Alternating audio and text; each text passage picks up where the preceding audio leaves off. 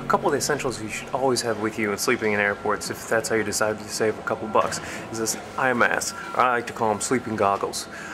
They help you keep some of this terrible fluorescent light out of your eyes all night long, which they never switch off, even when it is 4 a.m. outside.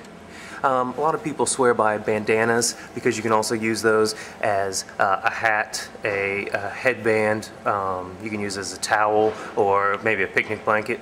Then there's also some earplugs, which will drone out some of the vacuuming they like to do at 2 a.m., as well as the beeping noises from those cleaning machines when they're backing up all night long. The third thing, and the most important thing, is make sure you find a good bench to sleep on, so you don't have to sleep on the floor and then you don't wake up with a backache in the morning right before you have to get on a plane. So stick to those couple rules and you should sleep a lot more comfortable in the airport. When arriving in any town, there's always a couple ways to get from the airport into the town. The first one, it's probably the easiest, is going to be just simply standing outside and of course waiting for a taxi cab. It's going to be the quickest getting you to your destination, but it's going to be the most expensive.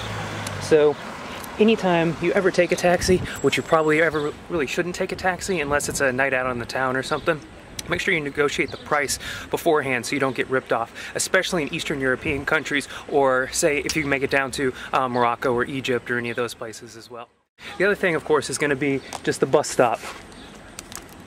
And these buses at most airports come generally every 30 minutes to an hour. They're normally fairly affordable. They're going to be the cheapest way to get into town. But depending on which airport you're at and the distance to the town. I've been in Italy and it was about an hour ride and it was €6 both directions, but then also in Paris it was €16 for a return ticket. So just be aware of that. Another one, a lot of larger cities are going to have their underground or their subway station access to the airport through that, so that'll be a good way. Some other ones like Gatwick and Heathrow, you can also just take an express train, and it normally takes only about 15 minutes. Just keep in mind the time that it's going to take for you to get to the airport, how much time you have to get to your plane. So keep those things in mind.